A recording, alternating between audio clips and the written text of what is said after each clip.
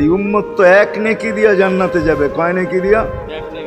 একটা নেকি দিয়া জান্নাতে যাবে এই উম্মত। অন্য উম্মতের কথা জানি না আমি, এই উম্মত এক নেকি দিয়া জান্নাতে যাবে। নবীর একটা আদর্শের কারণে জান্নাতে যাবে। সিরত মানি আদর্শ, আর এটা আমরা কদমে কদমে মুহতাজ।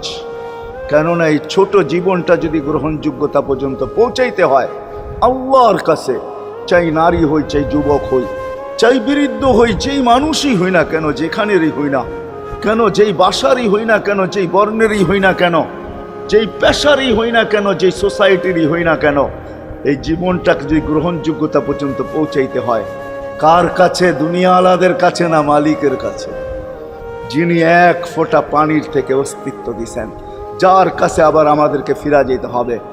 পালানের কোনো সুযোগ নাই। এই জন্যই কোরআন আমাদেরকে বোঝায় আইনাল মাফার। আল্লাহ বলতেছে কোথায় ভাগবে তুমি, বলো কোথায় ভাগবে? কবির কথাই সত্য, যদিও নাকি পালাও তুমি আকাশেতে লাগিয়ে সিঁড়ি, সিঁড়ি লাগাও যদি আকাশে চলে যাও, তো আল্লাহ বলে তোমার বাগার কোনো সুযোগ নাই। কেননা ইল্লা বি সুলতান, ওইখানেও আমার রাজত্ব, এইখানেও আমার রাজত্ব, ডাইনো আমার রাজত্ব, বামে আগে পিছে উপরে নিচে সর্বত্র আমার রাজত্ব। আমার রাজত্বের বাহিরে যাওয়ার ক্ষমতা তোমাদের নাই। দ্বিতীয় কথা এটো, আইনা আনা মাআকুম আইনা মা কুনতুম, যেখানে যাবে ওইখানে আমি সঙ্গে থাকব, আমাকে দূর করতে পারবে না।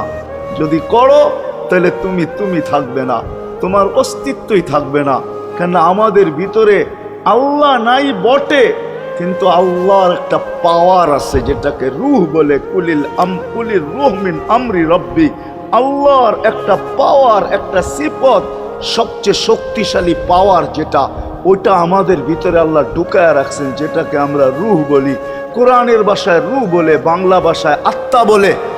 যেটাকে আমরা আত্মা বলি ওটা আল্লাহর হুকুম ছাড়া কিছু না। আল্লাহ বলে ওটা মনে করে নাও আমি তোমার ভিতরে আছি, কেন এটা আমারই জিনিস। কুলির রূহ মিন আমরি রব্বি, আমাকে পৃথক করলে আর তুমি থাকবে না। তখন তোমার চক্ষু থাকবে আইন লা তানজুর, তোমার চক্ষু থাকবে দেখবে না। উদুন লা তাসমা, কান থাকবে শুনবে না। লিসান লা তান্তিক, জবান থাকবে কিন্তু জিহ্বা থাকবে কিন্তু বলবে না। আকলুন লা তুমাইয়িজ, তোমার মগজ থাকবে ভালো মন্দ বুঝবে না। কলব লা তাতাফাক্কার, দিল থাকবে কিন্তু চিন্তা করার ক্ষমতা তোমার থাকবে না।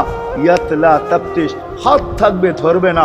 রিজল লা তামশি, পাও থাকবে চলবে না। তুমি হবে লাশ। ওই আল্লাহ পর্যন্ত যদি গ্রহণযোগ্যতায় পৌঁছাইতে হয়, ওইখান থেকে বাহির হয়ে গেছি, ভালো তো বাসি কিন্তু আগেরটুকু জানি না। ও মেরে দোস্ত, শুধু ভালোবাসলে চলবে না। আবু তালেবের চেয়ে বড় ভালোবাসা আপনার আমার ছিল না। সাহাবাদের মতো ভালোবাসা আপনার আর আমার নাই। আছে নাকি?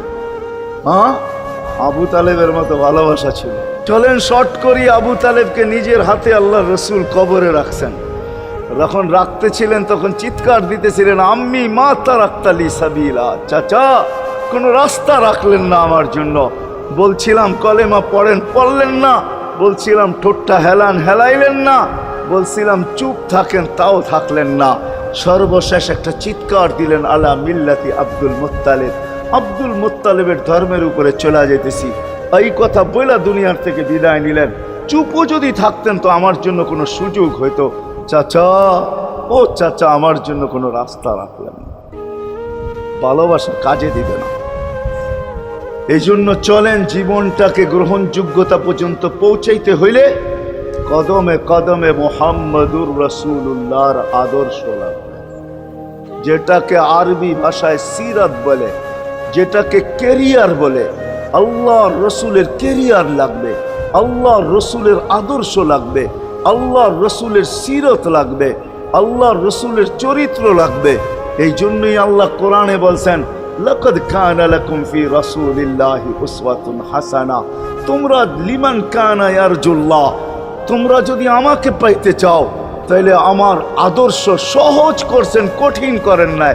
আল্লাহ কঠিন করতে পারতেন, আল্লাহ সহজ করছেন। কেননা আসলে উদ্দেশ্য ছিল আল্লাহকেই মানা, আল্লাহকে মানা উদ্দেশ্য ছিল। কিন্তু আল্লাহকে চোখে দেখা যায় না, মানবে তো মানবে কি করে? আল্লাহর কথা শোনা যায় না, তো আল্লাহকে মানবে তো মানবে কি করে? আল্লাহকে তো দেখা যায় না, আল্লাহকে তো আল্লাহর কথা শোনা যায় না, আল্লাহকে ধ্যান ধারণায় আনা যায় না, কোনো ধ্যান ধারণার ভিতরে আনা যায় না যে আল্লাহর আকৃতি এরকম। আল্লাহকে ধ্যান ধারণায় আনা যায় না, বর্ণনা দিয়ে শেষ করা যায় না। আল্লাহর বর্ণনা দিয়ে কেউ শেষ করতে পারবে না। কোরআন বড় কিছু আমাদেরকে বুঝাইছেন, অনেক বুঝাইছেন যে আল্লাহর বর্ণনা দিয়ে শেষ করা যাবে না। আল্লাহ শুধু আল্লাহ না, 99 নাম দেখলেই বোঝা যায় যে আল্লাহকে। আল্লাহ শুধু আল্লাহ না, আল্লাহ 99টা পদের অধিকারী। বিদায় আল্লাহ ধরা ছোঁয়ার বাহিরে আল্লাহ মানুষ প্রশ্ন করতে পারে, আপনাকে মানবো তো মানবো কি কইরা, পাবো তো পাবো কি কইরা? তো আল্লাহ আসান করছেন যে আমার নবীর আদর্শের ভিতরে আমি লুকায়িত আছি। ফুলের ভিতরে যেরকম ঘেরান লুকায়িত থাকে, আমার নবীর আদর্শের ভিতরে আমি লুকায়িত। নবীর আদর্শ মানতে থাকবে, আমাকে পাইতে থাকবে। এই জন্যই রাসূলুল্লাহর আদর্শ দরকার, সিরাত দরকার, কেরিয়ার দরকার। আর কেন আপনি আদর্শ মানবেন না? জীবনটাই তো আপনার জন্য আমার জন্য ছিল, ঠিক না? চোখের পানি ছিল তো আপনার জন্য, চিৎকার ছিল তো আপনার জন্য, রাত ছিল তো আপনার আমার জন্য, দিন ছিল তো আপনার আমার জন্য। দুনিয়ার কোনো মুহূর্ত নাই যেখানে যে আপনাকে আমাকে ভুলে গেছেন, এমন কোনো মুহূর্ত নাই। আরশে যাইও আপনাকে আমাকে ভুলেন নাই। যখন আরশে গেছে আমার বিবেক বলে ওইখানে হারায়া যাওয়া দরকার ছিল। মুসা আলাইহিস সালামকে আল্লাহ আরশ থেকে নিজেকে দেখানোর জন্য তাজাল্লি দিছেন। শুধু তাজাল্লি, আকৃতি না, তাজাল্লি দিছেন। 40 দিন বেহুশ ছিলেন, 40 দিন, 40 দিন। অথচ বন্ধু দুইজনে পাশাপাশি বসা, কাবা কাউসাইনি আও আদনা ফাদানা ফাতাদাল্লা ফাআওহা ইলা আবদিহি মা আওহা, পাশাপাশি বসা আছেন।